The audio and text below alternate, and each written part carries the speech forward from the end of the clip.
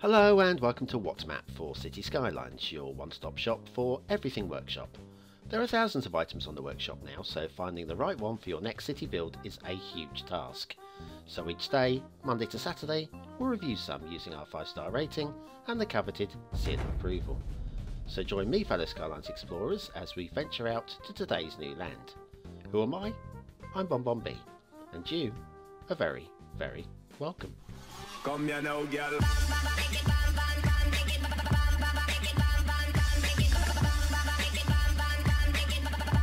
Hello and welcome to What Map, your one-stop shop for everything workshop. BonBon here, how you doing? Right, it's Saturday, which means we have our quirky asset of the week, but also a somewhat almost quirky looking map of the week. Now, don't write it off because it's quirky looking, because honestly, when you get down to ground level, you can't tell.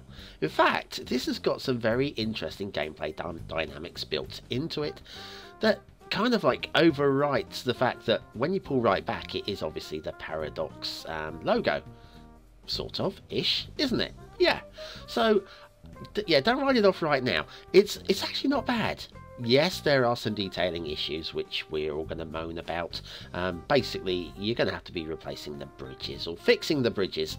But other than that, it's not bad, alright? So anyway, before we crack on to today's show, there is one thing I need to do, and that's to remind you, and yes, remind you every single day, so it's your daily reminder time, guys. Yes, please hit that like button right now. You are supporting the channel and you are lovely people for doing so. Thank you so much. Okay, let's crack on and have a look at today's map, which is Paradox3 by Asgari. Paradox3 sounds like some sort of planet in Star Wars or Star Trek, actually, I would suggest. Let's have a look at the start square, which is perfectly beautiful and brilliant. Loads of build playing going on there. And then have a look at the resources. Now, the resources with the new DLC in mind, brilliant, lots of industry going on there. But look at the ore in the middle. It reminds me of a chicken giving traffic directions. I couldn't find a picture of that, so it looks a little bit like him, having been on a diet. What do you think? You'll never look at the paradox symbol the same again. Right, the workshop, there's nothing really to report about the workshop. It's vanilla. Okay, totally 100%. We are using the realistic 1.2 LUT. Okay, now, right, we're going to hover on the Steam Workshop. I've bodged up on the editing because I am a star, and we will in about 5 seconds crack on and do the map review. Hello, now we're doing the map review. I apologise for that, but to fix that editing error was going to take about 5 minutes, and I am running out of time to get this map finished. So anyway, we'll follow these two green trucks across the landscape, and I told you, if you have a look at that now from the ground level, that looks, well, I'm going to say realistic, but it looks like a real map, doesn't it? It doesn't look like some kind of like novelty map. So don't write it off for being a novelty map right away. Underneath that horrible rail bridge, we'll do the rail in a minute. Now we've got plopped vanilla intersections. This is of course the cloverleaf. It's all fine. I was going to grumble about this being a little bit too low, possibly for the donut. Is it donut proof? I'm not sure. But if we go and have a look on the other side, we've got traffic running underneath the bridge on the other side, and it's not exactly the same level. It's you know what? I don't know. It's a little bit lower than the other side. I reckon the other side is not donut proof. I've not been able to prove it there, so we'll give them the benefit of the doubt. Just this once, okay? Yeah, you're in my good books, Asgari. I don't know why. Probably because, yeah, you've got a Star Trekky sounding name and a Star Trekky planty sounding name. Now the roads. There's drifting and there's wandering and there's drifting back together again there, and then there's wandering off again there, and then they come right back together, a little smooch right there, and back off again to, yeah. And then we've got a jinky. We got a jinky. There you go. Jinky janky time. And smooth on the other side again. Okay, not the most beautifully drawn out roads. But having said that, it is basically a ring road that goes around the entire outside of the map, drawing traffic away. Oh, look at this. Okay. Yeah, drawing traffic away from the centre of the map. So, in a way, it's actually quite a good gameplay dynamic. But then we can level this up in a minute. There you go. Another one of those vanilla cloverleaf there. There was another jinky janky there. I'm not going to go on about jinky jankies. We know the roads are not good. Okay, like there. Now we're going through a canyon towards the middle of the map. We could have carried along that road right the way around the outside of the map, but don't really want to do that. I think we've got a general gist of what the highways are like around the outside.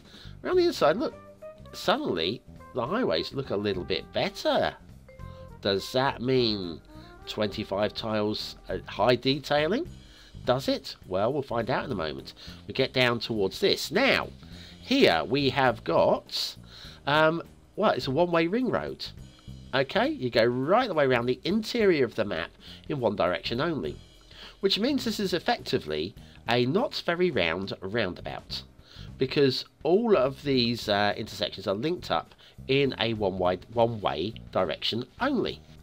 Which, in combination with the outside ring road, is a very interesting gameplay dynamic, drawing traffic once again away from the city centre in the middle of the map. It's very clever, it's very nice, it's not pretty, it's not very fuel efficient. Mind you, like I say, you drive around the outside of the ring road to get onto the inner ring road at the right junction. Do you know what? It's probably not the worst at all for fuel efficiency. And certainly cut down on pollution in the middle of the city too, in not only real life but in gameplay terms too. Perfect little bridge going across there. Like I say, we're now in the middle of the map. We're looking at perfect, well, I say perfect bridges. These are a little bit on the steep side, these ramps. Imagine, it doesn't look too bad from that angle, but this one over here, imagine coming down there with a fully laden fuel tanker. Yeah, and then of course the harsh right at the bottom. Not the most magical of intersection bridges, of course. And we'll come down to the forest and we'll go for a little bit of forest. Now this forest is a good marker for me to make a note of, because here is the start square. And that's how I remembered where the start square was. If we come down to here and then we pull up about here, roughly in this location, I think it's about here actually, start square location. You're going to have to bulldoze a few trees, sorry trees, but when you go through to the other side, lots of a lovely build plane there to get cracking on with. Once again, gameplay not bad at all.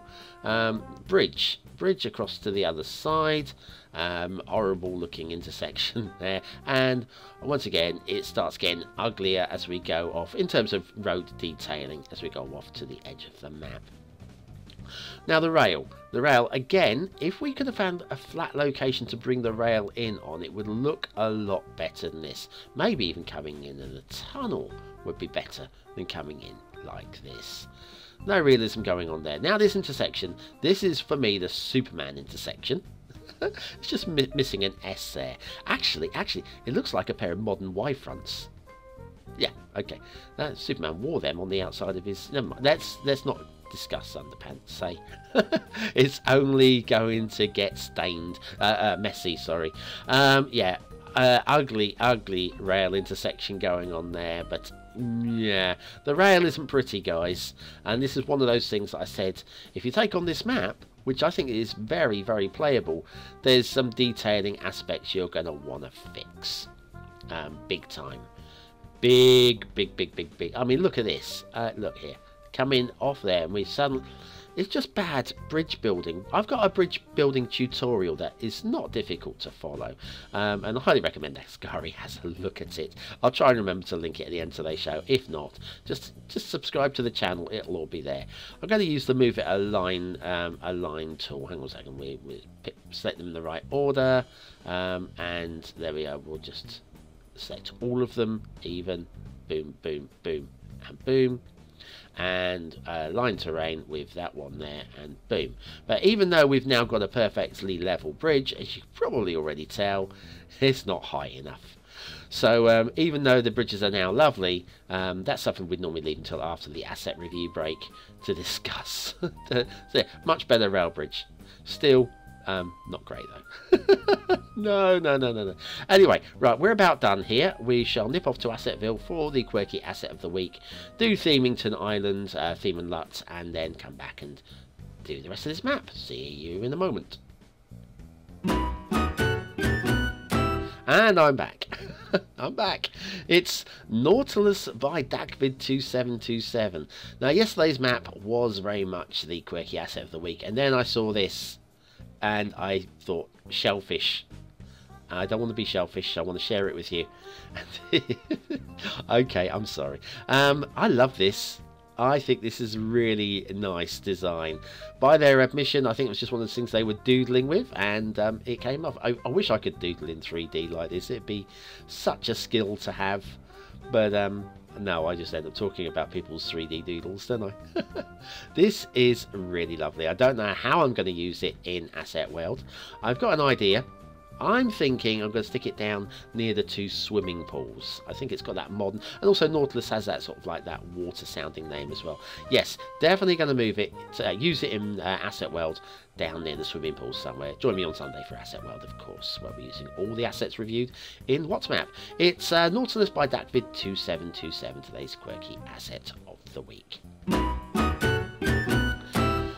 We head over to Themington Island for the Theme and Lut preview or review with Boulder City Envy by Douglas as the theme and the Relight Vintage Lut.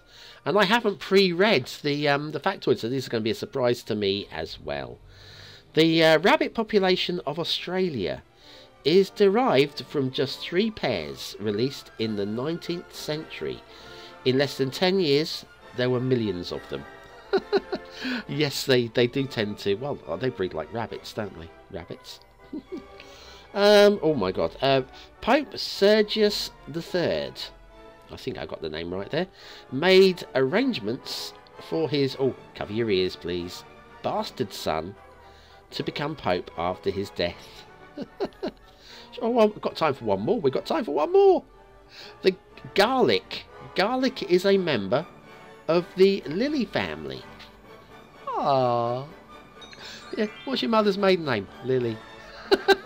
Excellent. Well done. Right. And down I'll have a look at the shipping routes. Like this, we've got the shortcut route going across there, which means there's going to be no sharp angled turns.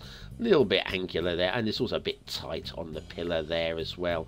But of course that is the least of our problems with these shipping routes, because the bridges are just so very, very, very, very low. I mean, there's no way even the freighter's not going to make it under there. There's no chance of this cruiser making it under there. Fortunately, there's no collision detection in the game with the bridges and the ships. So, yes, can you build that in Paradox? I would love that. I would just love that. Oh, that'd be amazing. Never mind. Anyway, we've got shipping route. We've got a river network basically that goes across the map, back around the map, and back off close to where we started. And the shipping route does indeed follow both of those rivers. Now, speaking of rivers, water flow. The water flow comes in on this river, good and strong, and it's going to go all the way around those rivers and exit on the other side. Hopefully exit on the other side. See, all the way around that river network there. And does it exit on the other side? No, it entrances on the other side as well.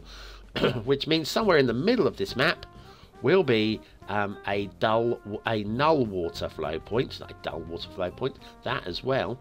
It's a bit slow there. It's about in this location here. There's a little bit of motion back towards us, but it's in that area. How close to the start square are we? Ish. And we've got a little bit of water flow on this side. But I'm not sure if we've got access to it on this side. This side, which is definitely your start square water. Little bit of motion. Ooh, it's a bit shallow, well, a bit slow, yeah. Could be problems. Right, okay, overall, I say. Foghorn Leghorn in the middle there. Actually, like I say, it was more a chicken giving traffic direction. I couldn't find an image. Strangely enough, Google didn't provide me one. If you've got any links that you can stick in the comments down below of chickens giving traffic directions, I would love to see them. But it's too late to use them. But you can share your googling brilliance with me. Anyway, the build plane in the middle of the map is beautiful, absolutely brilliant for the beginner, of course. So if you're new to the game, this is possibly an ideal map. We come around the outside, and we do have, if you have a look at the hills a little bit rugged, could do a bit of smoothing tool on them, but they look okay. They look fine. They look realistic. Detailing. Now, detailing, there's not really too much to say after the bridges. I do like how the trees are placed on the flat areas of this mountain. It's good work. It's good detailing work. And consistency. Consistency is very important in detailing.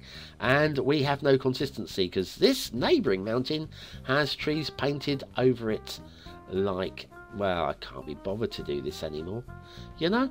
And then, like I say, over here, this mountain, nothing on the cliff faces. Very nice work indeed. Over this side, I can't be asked to do that anymore. I'm bored. If it was different species of tree, I could probably deal with it. But no, consistency. If they were all like that, I'd be happy. But they're not. Anyway, your chance to vote on this map. Is it a 1-star map? Is it a 5-star map? Is it somewhere in between? Your votes really do count towards the end of the month Viewers' Choice Award Show, where we look at your average scores and put together the best 10 maps of the month. Yep. Ignore my ratings, but don't ignore them because we're going to give them right now. Okay, aesthetically. Right, first of all, it's a pretty good rendition of the Paradox logo. When you get down to ground level, it doesn't look awful, but it doesn't do anything special either, does it? I'm going to give it 3 stars. I don't think it quite dips into 2-star territory, but it's close. Detailing, yeah, it is. In some places, it's 3 stars, but across the whole, I can't raise it above the 2-star level, so 2 stars for detailing. Gameplay potential. There's a lot of things to fix, which means that we're going to struggle to give it anything 4 stars or above. But that said, all the gameplay dynamics in the middle and all those resources, I think, are pretty good. The water flow is an issue. I think across the whole, it's about in the middle for a 3. 3 stars for gameplay potential. Paradox3 by Asgari3. By Asgari number 1 even. It's actually not that bad. It's not great, but it's not that bad at all. Don't write these old quirky maps off. I tell you, you're at your peril. Right, your chance now to vote on an old map coming up on screen right there. Go and take that one out and give it your marks as well. And have a great weekend. Join me tomorrow for the Steam Weekly Chart Show and, of course, Asset World, where we take all the assets reviewed in Assetville and plot them down into a city. Anyway, have a great weekend, and I'll see you very, very soon.